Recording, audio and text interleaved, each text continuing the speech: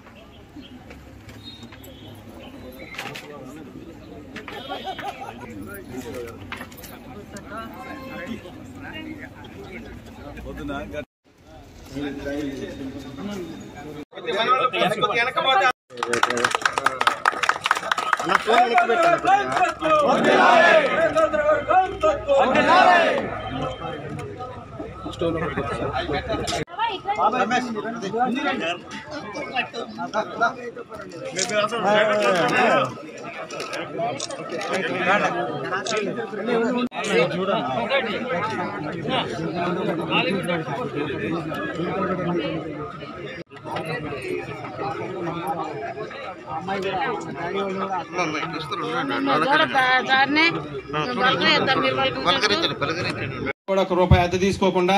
వారికి ఉన్నటువంటి సొంత గోడంలోనే రైతులందరూ కూడా ఇబ్బంది పడకూడదని చెప్పేసి వారి గోడం ఇచ్చినందుకు, ఈ గోడం గట్టక ముందు కూడా మాకు అంత సహకరించినందుకు, ఈ గోడం గట్ట